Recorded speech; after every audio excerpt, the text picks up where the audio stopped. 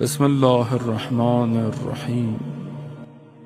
بہت پرانے ذاکر اظہر زیدی صاحب فرماتے تھے، کہتے تھے کہ پروانہ، لوگ کہتے ہیں پروانہ شمع کا عاشق ہوتا ہے تبھی تو وہ آتا ہے، اور تو وہ کہتے تھے کہ نہیں، یہ غلط ہے، پروانہ کبھی بھی شمع کا عاشق نہیں ہوگا۔ کہا کیوں؟ کہتے تھے تمہارے پاس دلیل ہے اس کی؟ کہانی کا میرے پاس دلیل ہے کہ یہ شمع کا عاشق نہیں ہے، پروانہ تاریکی کا عاشق ہے۔ کیوں؟ کیونکہ شمع آ کر تاریکی میں مخل ہوتی ہے، وہ اس میں آ کے ٹکراتا ہے، اس کے اندر اسے تاریکی سے محبت ہے۔ اگر اسے روشنی سے محبت ہوتی تو تم روشنی بند کر دو، پروانہ نہ جاتا، غائب نہ ہوتا، بلکہ اسی پر رہتا۔ عزیزان محترم، خوب یہ محبت، امام کے وجود سے محبت، اس نے لوگوں کو کربلا چھوڑنے نہیں دیا۔ یہ پروانے شمع بجھنے کے بعد بھی وہیں رہے، کیوں؟ کیونکہ انہیں اصل محبت تھی۔ یہی تو کمال ہے۔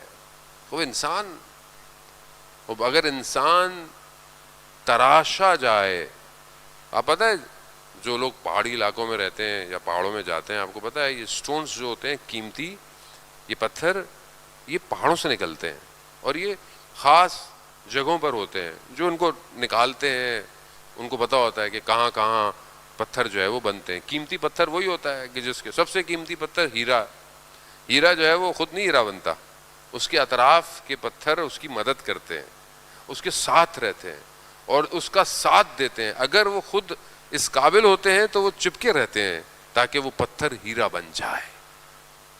خوب انسان بالکل اسی طرح ہے۔ انسان اگر چاہتا ہے اپنی بقا تو اسے اپنی زندگی میں ہیرا تلاش کرنا پڑے گا۔ آج اگر ہم کربلا والوں کو یاد کرتے ہیں تو کربلا والوں نے اپنے وقت کے ہیرے پہ اپنے آپ کو چپکایا ہے، تبھی تو باقی ہیں، اور جو اصل نہیں تھے وہ جھڑ گئے، وہ امام کا ساتھ نہیں دیا، وہ گر گئے۔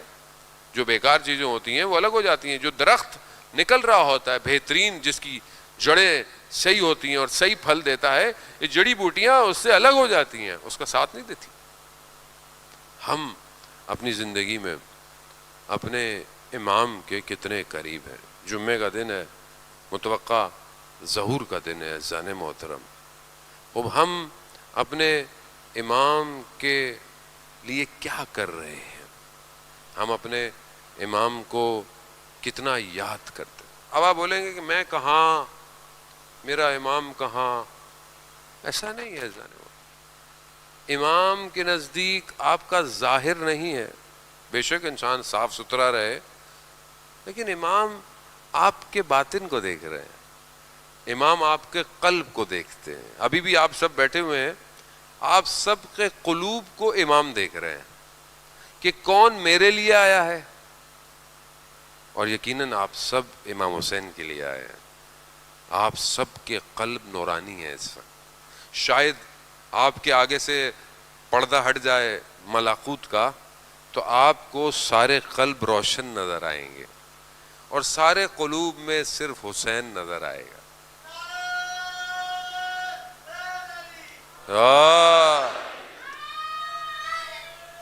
یا علی خوب ظاہر،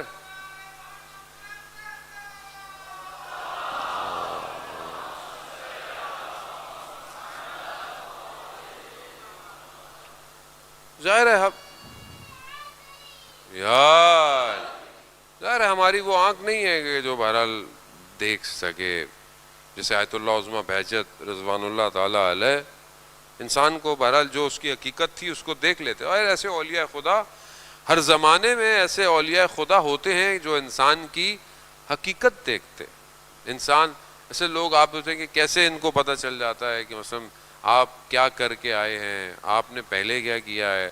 خوب ظاہر ہے وہ آپ کے قلب کو دیکھتے ہیں، اور قلب اتنا وسیع ہے کہ آپ کا سارا ڈیٹا اس کے اوپر سیف، اور ان کے لیے بالکل ایک پیپر کی طرح ہے، سب کچھ کھلا، سب کچھ نظر آتا ہے۔ اب یہ ہم ایک دوسرے سے چیزوں کو چھپا سکتے ہیں، ہم امام سے چیزوں کو نہیں چھپا سکتے۔ ہفتے میں 2 دن ہمارے اعمال امام کے پاس جاتے ہیں. میں آپ کو دھوکہ دے سکتا ہوں, میں امام کو تو نہیں دے سکتا. میں کیسے دوں گا؟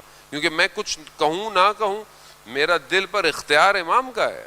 وہ خود دیکھ رہے ہیں کہ یہ اندر سے کیسا ہے.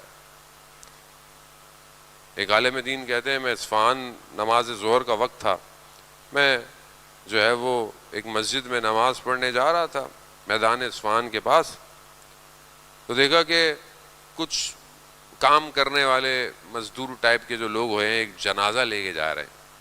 تو اس میں نے دیکھا کہ ایک بہت بڑا تاجر ہے اصفہان کا, وہ ساتھ ساتھ. تو میں نے اس کی طرف دیکھا, میں نے یہ سوچا کہ یہ اتنا رو رہا ہے, یہ اگر اس کے رشتہ دار ہیں تو یہ مزدور کون ہے؟ اور اگر یہ مزدوروں کا جنازہ ہے, کام کرنے والوں کا ہے, بڑی عجیب سی حالت ہے ان لوگوں کی. تو میں نے کہا یہ پھر یہ خود کیا کر رہے ہیں؟ ابھی میرے ذہن میں یہ خیال ہی آیا. تو تاجر نے مجھے کہا کہ شیخ جنازے میں نہیں چلو گے اولیاء خدا کے؟ میں عجیب سا ہو گیا, میں نے کہا پتہ نہیں کس کا, میں ساتھ چل پڑا. وہ بالکل اصفہان میں جو غسل خانے کی جگہ تھی بہت دور تھی, کہہ رہا وہاں لے گا. میں تھک بھی گیا.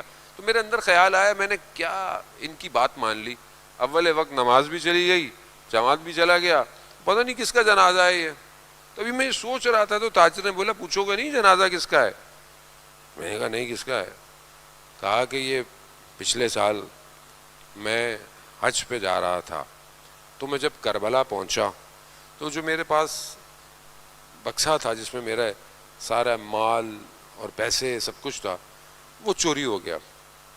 تو میں عجیب سا ہو گیا کہ میں اتنا دور آیا ہوں, آگے حج پہ جانا ہے اور میرے پاس مال بھی تھا. تو بڑا دل میرا اداس ہوا اور اسی حالت میں بڑا شکستہ کہ میں اب کیا کروں, کس سے کہوں, کسی کو جانتا بھی نہیں کربلا میں. اسی حالت میں کوفہ چلا گیا, مسجد کوفہ جا رہا تھا سر جھکائے.